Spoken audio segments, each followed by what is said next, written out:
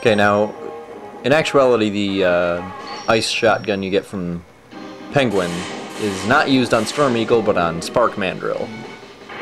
But you don't want to fight Spark Mandrill yet, for the most part, simply because you can't get to him very easily, due to a mini-boss, and due to the nature of the stage. Every stage, for the most part, has an effect on another stage, after you've beaten it.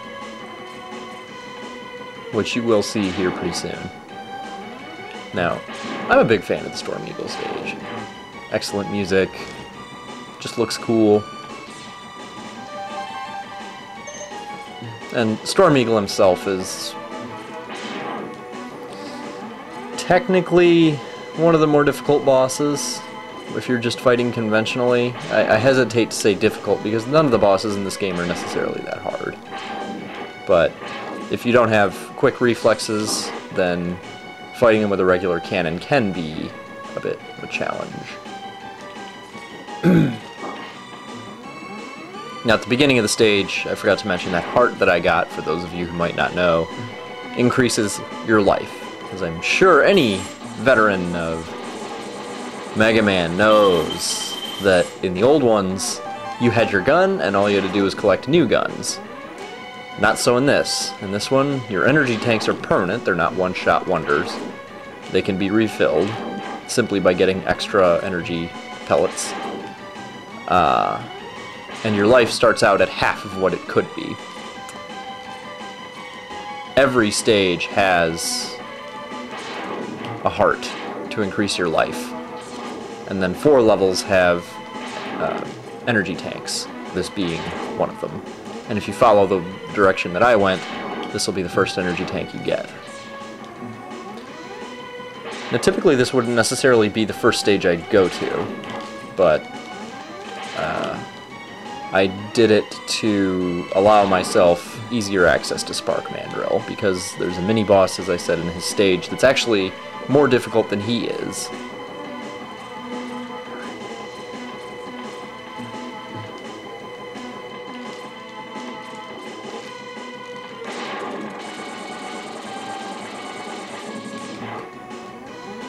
Here's one of your armor upgrades, the helmet.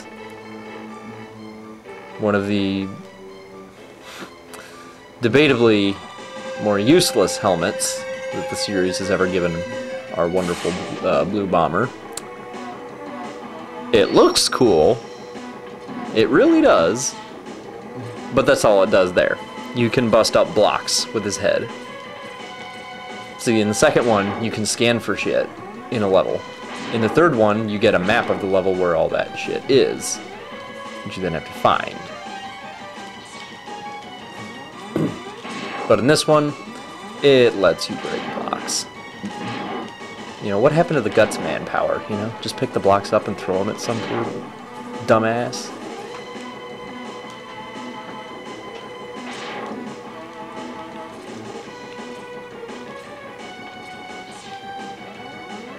Another somewhat unique aspect that Mega Man X brought to the Mega Man franchise is the idea of variable boss battlefield.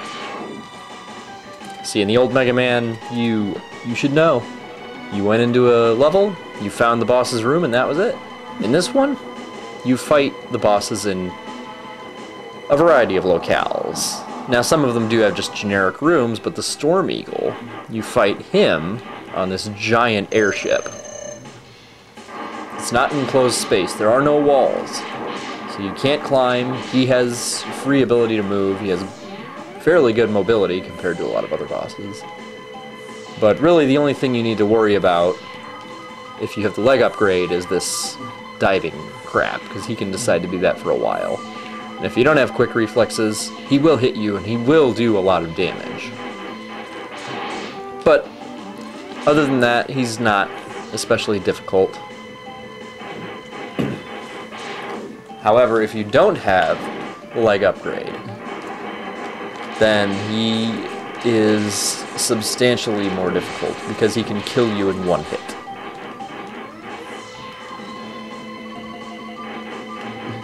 Not so much because he does the damage, but because he has an attack right there that will blow you off the side. Now, I don't know if there's actually a way to avoid being killed by that without the leg upgrade and the dash, but it's entirely possible. I won't rule it out. I've just never tried it twice.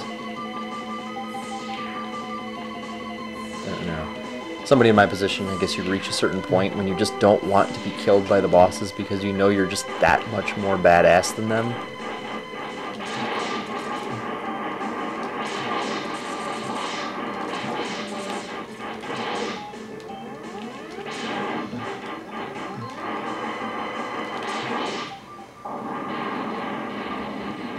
There's the Storm Eagle. Cool dude, but a bit of a pushover.